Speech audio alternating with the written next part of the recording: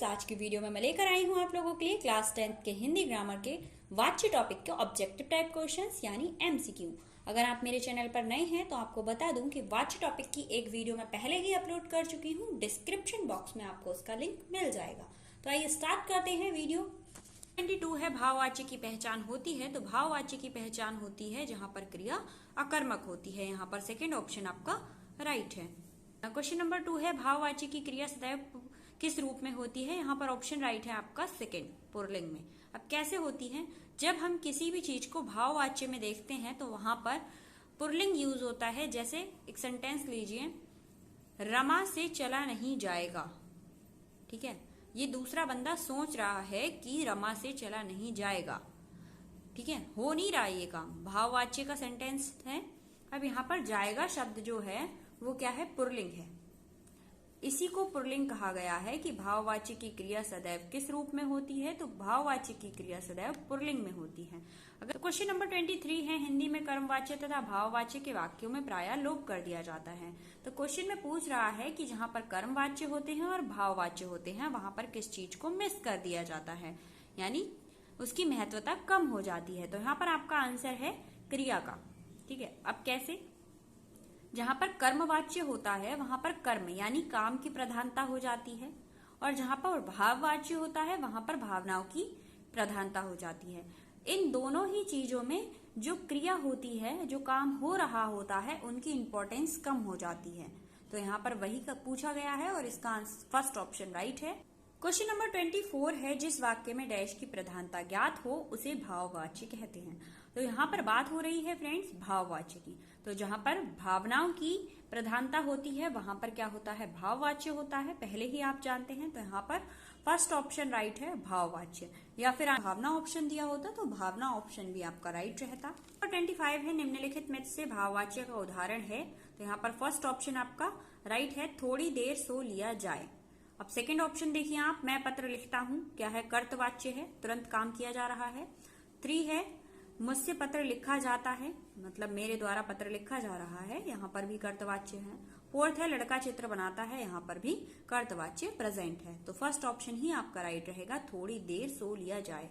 यहाँ पर सोच रहा है वो बंदा, कर नहीं रहा है। ठीक है, यहाँ पर फीलिंग्स है उसकी।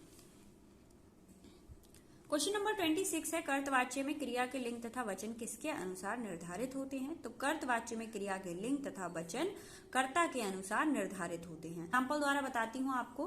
फर्स्ट एग्जाम्पल है, राम स्कूल जाता है। तो यहाँ पर राम क्या है, लिंग है। ठीक है, और कर्ता भी है। तो कर्ता हमारा क्या है, पुल्लिंग है। राम क्या हुआ, पुल्लिंग है। स्कूल जाता है, तो जाता है क्यों आया, क्योंकि राम पुल्लिंग है। ठीक है, इसीलिए यहाँ पर जाता है आया। अब अगर सेकेंड एग्जाम्पल देखते हैं हम लोग, विभा स्कूल जाती है। तो विभा क्या है, स्त्रीलिंग है, इसीलिए यहाँ पर हमारी क्रिया क्या हुई, स्त्रीलिंग में चेंज हो गई। ठीक है, जाती है। लड़के स्कूल जाते हैं, लड़के क्या है, पुल्लिंग है, कर्ता हमारा क्या है, पुल्लिंग है।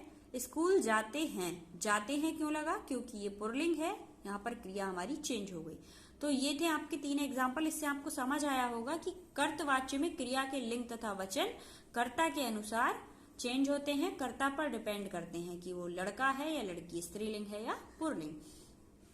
तो क्वेश्चन नंबर 27 है, जिन वाक्यों में कर्ता गौड़ अथवा लुप्त होता है वह वाक्य डैश से संबंधित होते हैं। तो जिन वाक्यों में कर्ता लुप्त होता है यानी कर्ता का कोई महत्व नहीं होता है, वहां पर किसकी प्रधानता होती है, कर्मवाच्य तथा भाववाच्य की। ठीक है, क्योंकि कर्म वाच्य जहां पर प्रेजेंट होगा वहां कर्म की प्रधानता होती है, और भाववाच्य जहां पर प्रेजेंट होगा वहां पर भाव की प्रधानता होती है। तो यहाँ पर थर्ड ऑप्शन आपका राइट रहने वाला है, उपयुक्त दोनों से। ठीक है, क्वेश्चन नंबर 29 है, कर्मवाच्य की मुख्य विशेषता है।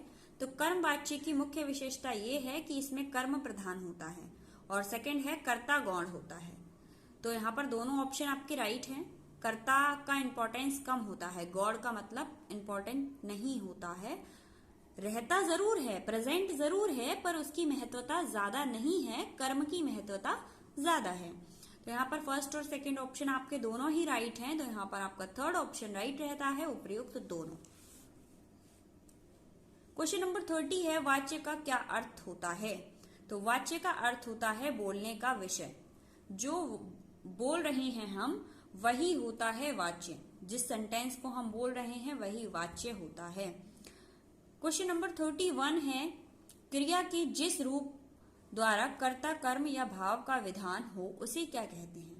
तो क्रिया के जिस रूप द्वारा कर्ता कर्म या भाव का विधान हो उसे वाच्य कहते हैं। जहां पर क्रिया, कर्ता और कर्म तीनों होते हैं और उनका विधान होता है उसे वाच्य कहा जाता है। यहाँ पर फोर्थ ऑप्शन आपका राइट है। क्वेश्चन नंबर 32 है, कर्म की प्रधानता वाला वाच्य है। तो जहां पर कर्म की प्रधानता होती है वहां पर कर्म वाच्य पाया जाता है। ऑप्शन नंबर 4 राइट है। आपको 3 लाइन याद रखनी है केवल कि जहां पर कर्म की प्रधानता होती है वहां कर्म वाच्य है और जहां पर भाव की प्रधानता है वहां भाव वाच्य होता है। ठीक है, तो फ्रेंड्स इन क्वेश्चंस की पीडीएफ के लिए डिस्क्रिप्शन बॉक्स में लिंक मेंशन है, उस पर जाकर आप देख सकते हैं।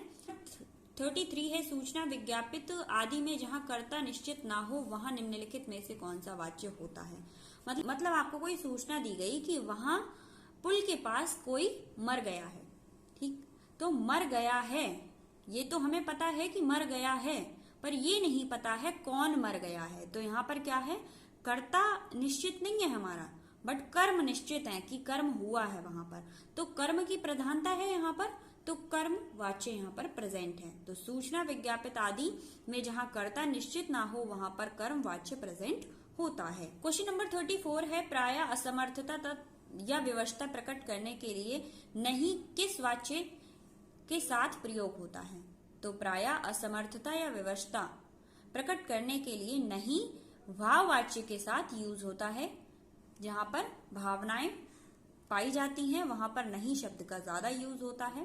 तो फ्रेंड्स इस वीडियो में मैं 40 क्वेश्चन कंप्लीट करने वाली हूं। इसके बाद जो नेक्स्ट वीडियो आएगा उसमें मैं 20 एग्जाम्पल्स लेकर आऊंगी वाच्य के। और क्वेश्चन नंबर 35 है, किस वाक्य में भाव वाच्य है? तो यहाँ पर फर्स्ट ऑप्शन दिया गया है आपको, घायल हंस उड़ नहीं पाया। सेकंड है, वह पार्क में प्रतिदिन दौड़ता है।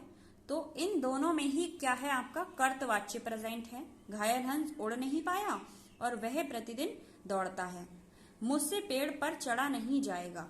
ठीक है, अब यहाँ पर एक व्यक्ति इमेजिन कर रहा है कि पेड़ को देख के ही कि मुझसे पेड़ पर नहीं चढ़ा जा रहा है। तो यहाँ पर क्या हो गया, आपका भाववाच्य प्रेजेंट है। ऑप्शन नंबर 3 आपका राइट है। क्वेश्चन नंबर 36 है, आपने सुंदर लेख लिखा किस वाच्य का उदाहरण है? तो आपने सुंदर लेख लिखा कर्तवाच्य का उदाहरण है। क्वेश्चन नंबर 37 है, क्रिया के कथ्य रूप को बताने वाला डैश होता है, रिक्त स्थान का पद भरिए। अब क्रिया के कथ्य रूप को बताने वाला वाच्य होता है, मतलब कोई भी काम अगर हम कर रहे हैं तो उसे हम किसके द्वारा बताएंगे? वाच्य के द्वारा बताएंगे, किसी सेंटेंस के द्वारा ही बताएंगे ना किसी बंदे को। तो यहाँ पर क्या आएगा, आपका फर्स्ट ऑप्शन राइट है, वाच्य। क्वेश्चन नंबर 38 है, कर्तवाच्य में किसकी प्रधानता होती है? तो कर्तवाच्य में कर्ता की प्रधानता होती है। चुकी हूं कि कर्तवाच्य में कर्ता की प्रधानता होती है, भाववाच्य में भावना की प्रधानता होती है और कर्मवाच्य में कर्म की प्रधानता होती है।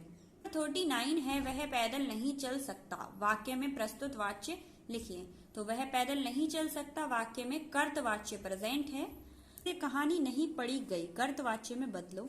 तो इसका फर्स्ट ऑप्शन राइट है आपका, मैंने कहानी नहीं पढ़ी। ठीक है, सिंपल सा है, मुझसे कहानी नहीं पढ़ी गई, गई शब्द लगा है यानी ये काम हो चुका है। तो यहाँ पर फर्स्ट ऑप्शन में है, मैंने कहानी नहीं पढ़ी यानी ये काम हो चुका है। तो आई होप